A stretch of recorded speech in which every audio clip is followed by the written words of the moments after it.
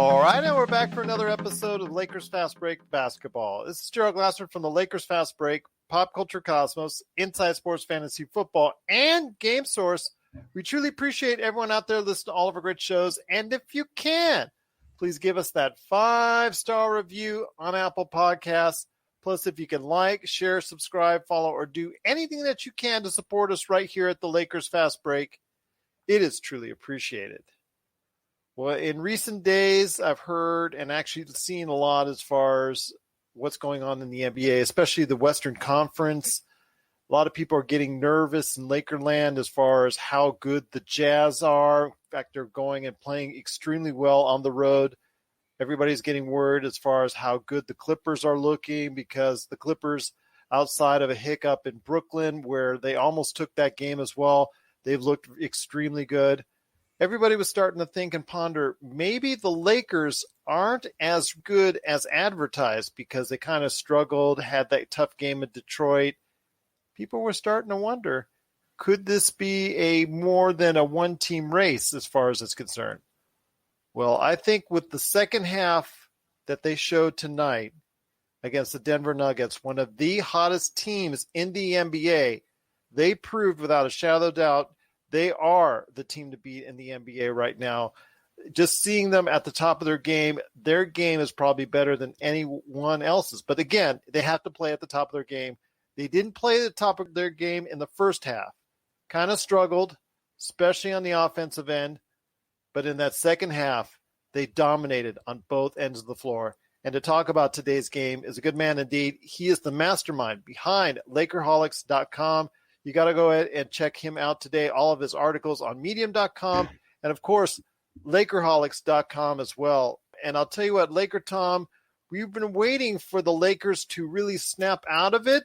And I think whatever happened in that first half, it just got them in that locker room.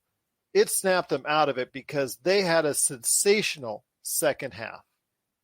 Well, I wrote an article for LakerHolics.com talking about how the simple fact that it was just LeBron James and Alex Caruso were the only two players on the Lakers who had a positive net plus-minus rating for the last 4 games.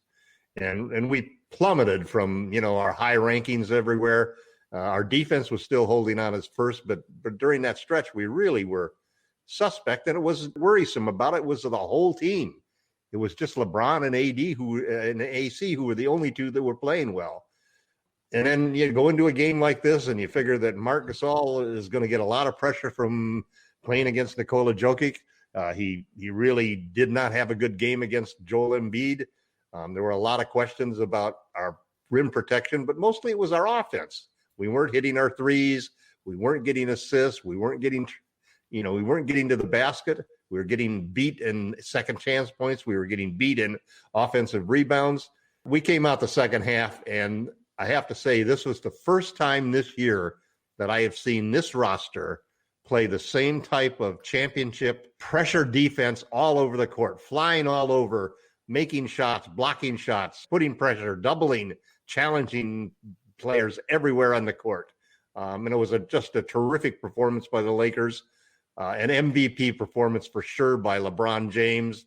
Excellent games by almost everybody on the team, contributed at times. Anthony Davis was not the second best player in the world tonight, but he made a couple of key plays, and there was some just great play from Harrell, from THT, from KCP at times. It wasn't a great game by Caruso. Kuzma had some good defensive stuff. In fact, he had finally some good defensive plays. He had some good assists. We moved the ball. We had 29 assists. Well, I was going to say he finally got the better hand of Michael Porter Jr. one time. You know the jokes that we were saying last year in the bubble when he would get him and he would fake him literally out the building. He finally got him as he blocked the three-pointer this time around. Right. And Kuzma had 2 key blocks in the game. Schroeder showed some incredible hustle, those 2 dives for the ball. We outscored them by 33 points in the second half and held them to 35 points. One of the hottest teams around. Joker scored 7 points early. He scored 6 points the last 3 quarters. And a good deal of that time, he was guarded by Montrezl Harrell, who was destroyed by the LA reporters and so forth after having a dismal playoffs in the bubble last year after his grandmother died.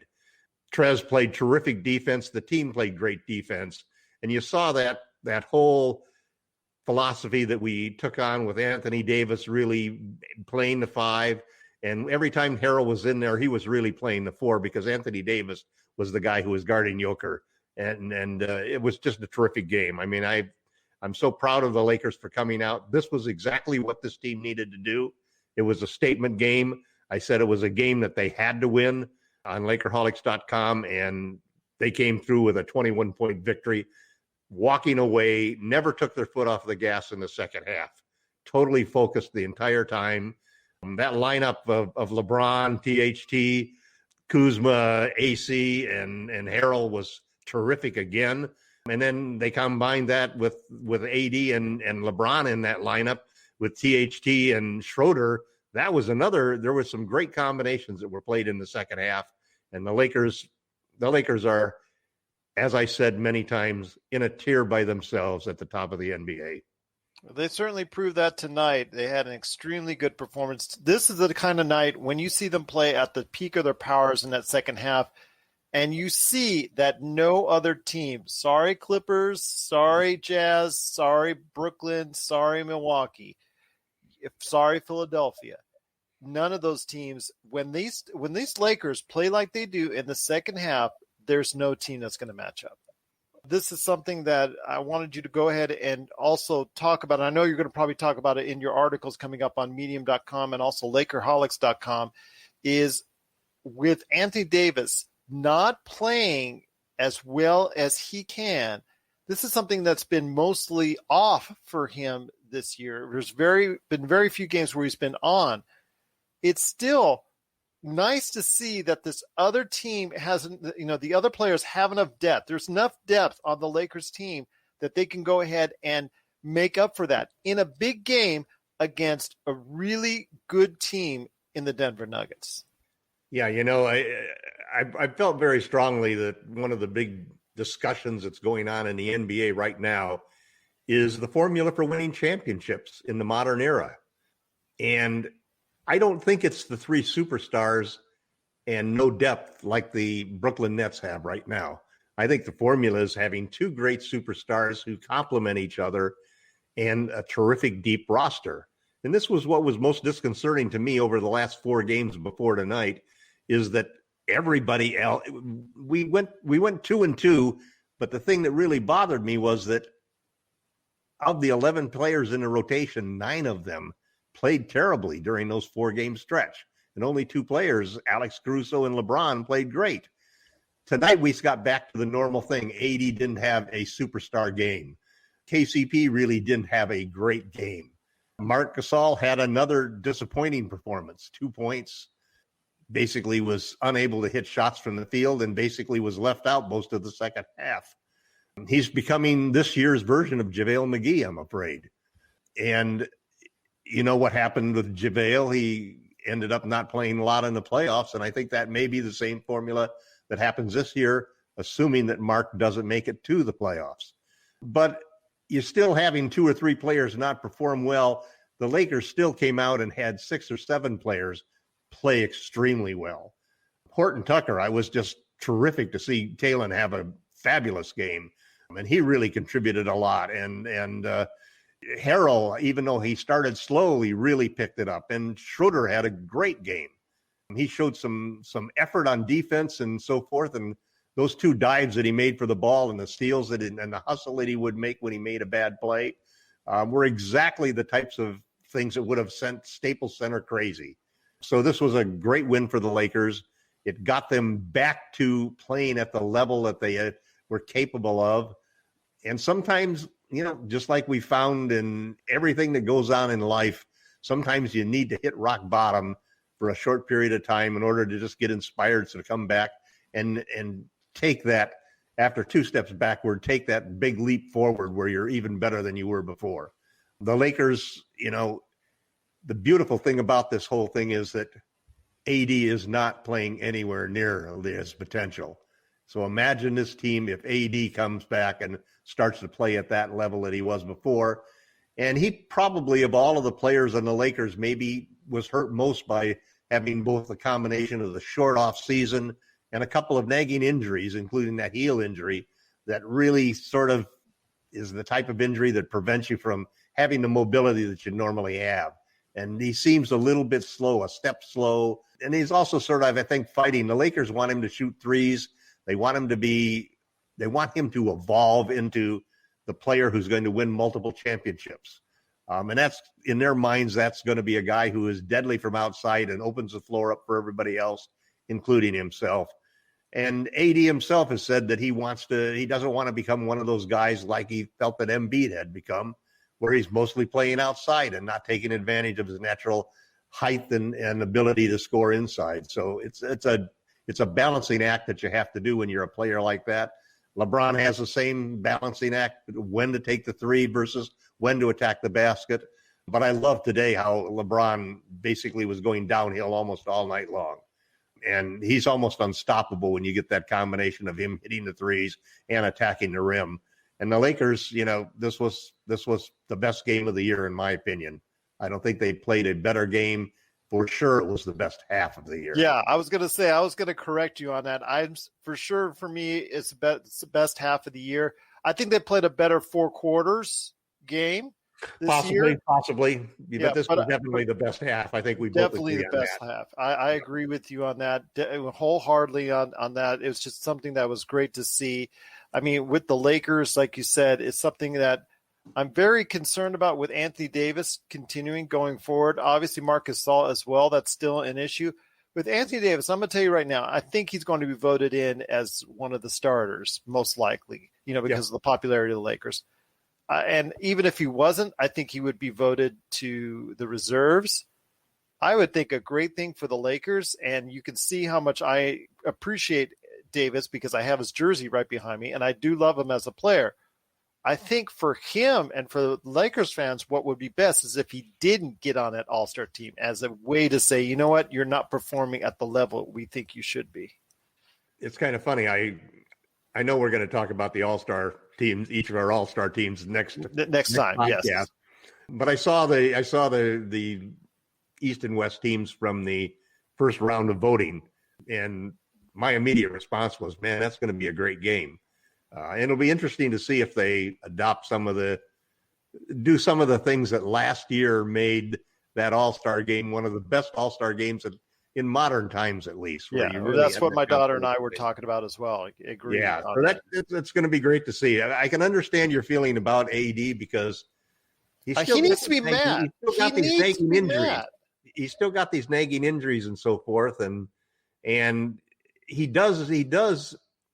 His presence on the floor has such an influence that when he doesn't play, we really can struggle. In that Detroit game where he didn't play, we really were lucky to win that game, close it out at the end.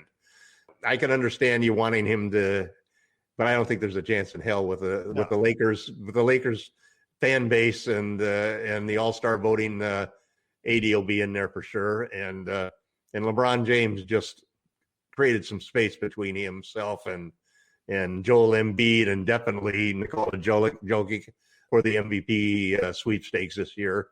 I think LeBron is going to go wire to wire for that. And if he does that, that's probably a great sign for the Lakers because he's playing.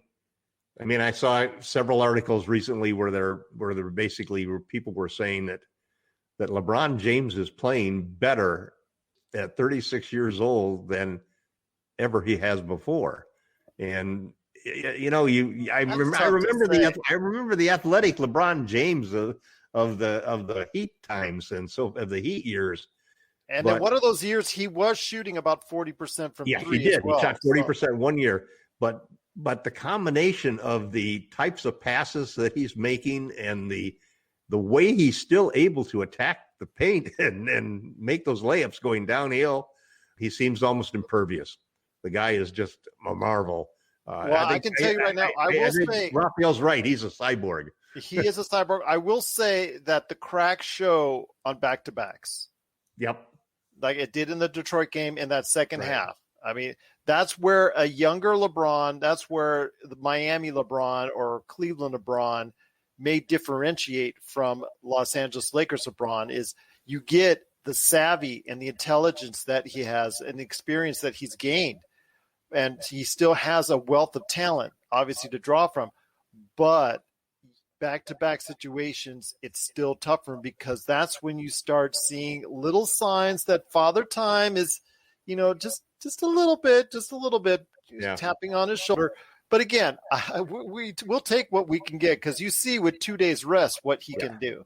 And there is no question in my mind, and I think most observers of professional basketball, that LeBron James is still the best player on the planet, even at age 36.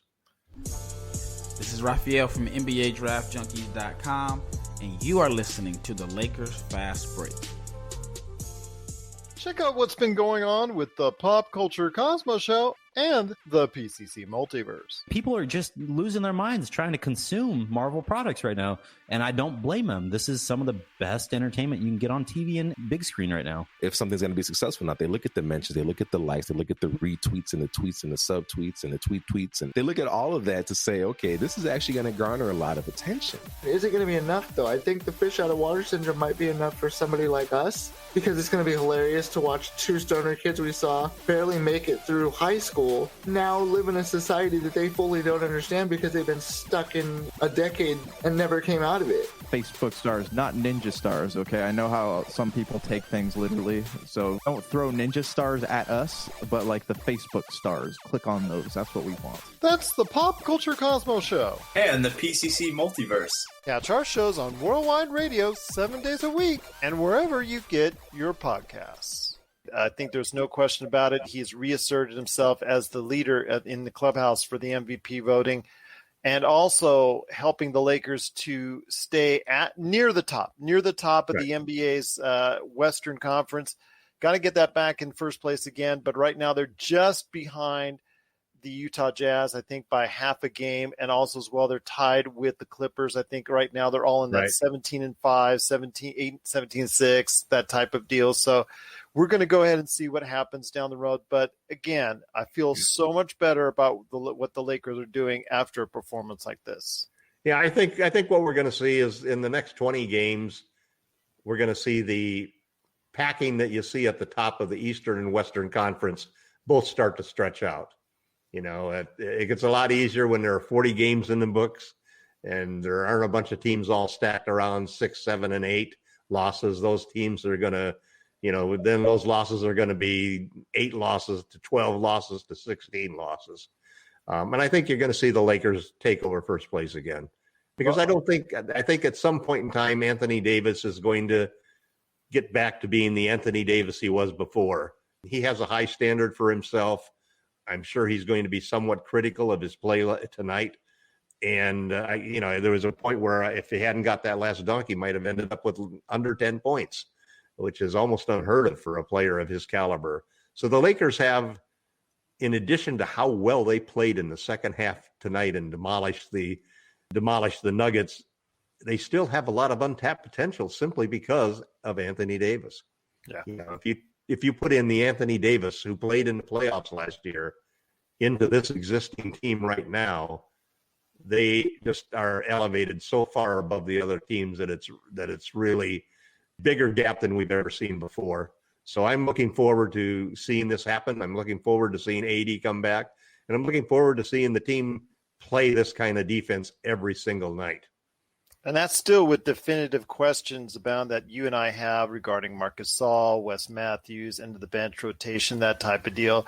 His points in the paint. I mean, we could still go on with a list of stuff that's there, that's flaws that we're concerned about, but the positives, the positives really outweigh the negatives as far as what we're seeing with the Lakers. We've got the depth to be able to take care of them. Yeah, that's the big difference.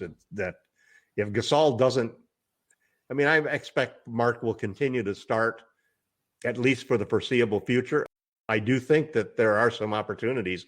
I mean, I watched the game between the Mavericks and Golden State, and Golden State looked good. I mean, I talk about backdoor cuts. Those Golden State Warriors understand how and when to cut backdoor.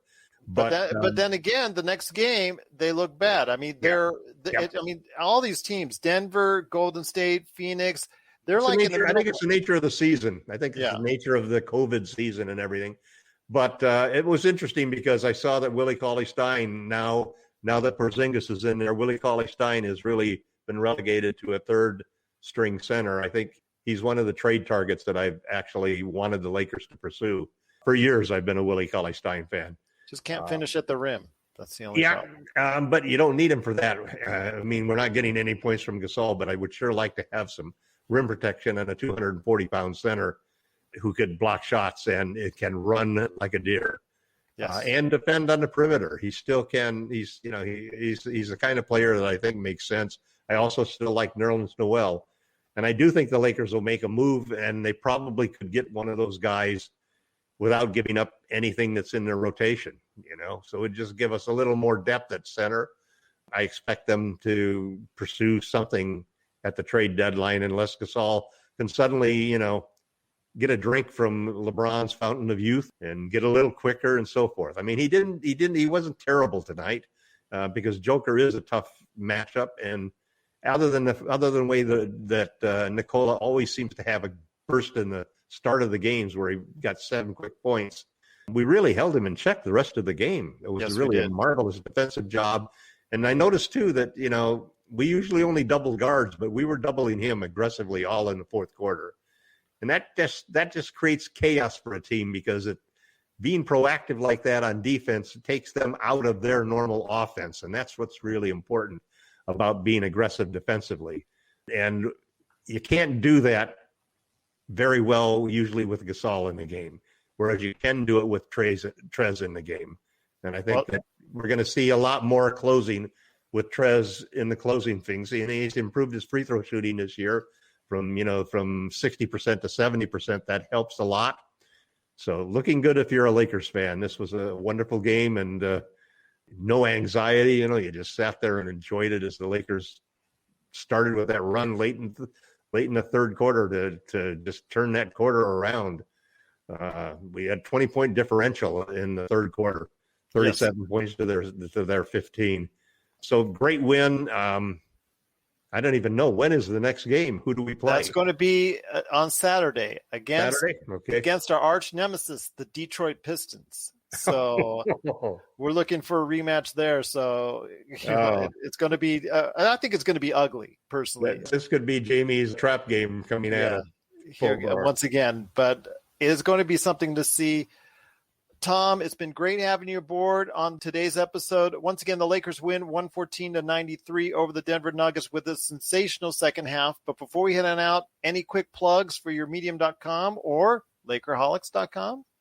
No, I've been working on a couple of long-term stories, but I've sort of pulled off of those simply because I wanted to see what was happening with the Lakers. Normally, I tend to let Jamie, do most of the plugging with his 5 things for the events that are happening current. I did sort of break that mold yesterday or today by writing a story previewing the game against the Nuggets, and I was pretty harsh on the Lakers, basically saying, hey, the team's got to come out and show what kind of team they are. So I've made a challenge to them, and boy, I was thrilled with the response that we got from it. So tomorrow, I think I'm going to be jumping right in with everybody else in the conversation and praising all of the great moves that were made by Frank Vogel, the way the short rotation has continued to work, the way that LeBron and 4 reserves lineup has continued to play extremely well, and the defense, man. That's the whole name of the game right now. The Lakers defense is, even during that 4-game streak where we played terribly and we defensive ranking was only 7th for those 4 games, whereas the offense rankings were all in the 20s. This was a defensive performance tonight that is going to even create more room between us and the other competitors in the defensive rankings. And so I'm looking forward to really just enjoying the win and gloating about it as much as I can tomorrow. And you'll be gloating about it right there at Lakerholics.com. Well, again, the Lakers win 114-93 with a sensational second-half performance like we haven't seen at all this year. I mean, they've had great 4-quarter games, but nothing like we saw in the second half of this game. And hopefully we can package that, wrap that up, and hopefully unravel that once again on Valentine's Day when they go to Denver and play against the Denver Nuggets there in Denver. But their next game is going to be against Detroit on Saturday night, and we'll be here to cover it right after the game. Again, the Lakers win 114-93, and we'll be here Saturday right after the game against Detroit.